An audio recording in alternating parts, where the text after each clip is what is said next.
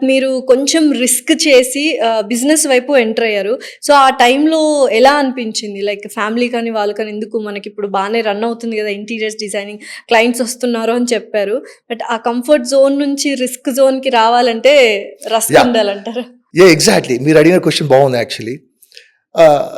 Comfort zone నుంచి రావడానికి reason ఏంటంటే రైట్ మనకు సాలరీ వస్తుంది, అంత బాగానే ఉంది. ఎవ్రీ సాటర్‌డే, సండే ఫ్యామిలీతో స్పెండ్ చేస్తున్నాము. అంటే మండే టు ఫ్రైడే ఇది అనేది డెఫినెట్ ఒక మెకానిజం లైఫ్ లాగా అయిపోయింది. అంతే ఈ డెఫినెట్‌లీ. మెకానిజం అంటే కొన్ని సందర్భాల్లో మనకు తెలియకుండా మనమే ఎంతో లోపట మదన పడుతూ ఉంటాం. హ్మ్. ఈ మదన పడాలంటే డెఫినెట్లీ బయటికి రావాలని చెప్పేసి ఆ డేర్ స్టెప్ తీసుకున్నోడే డెఫినెట్లీ హ్యూమన్.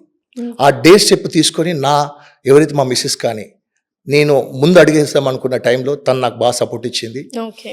ఆ సక్సెస్ వెనకాల ట్రావెల్ చేసేది ఎవరంటే మనకు ఎవరైతే తల్లిదండ్రులు కానీ మిస్సెస్ కానీ ఎవరైతే మనం మంచి కోరుకుంటారో డెఫినెట్గా మనం ముందుకెళ్తాం.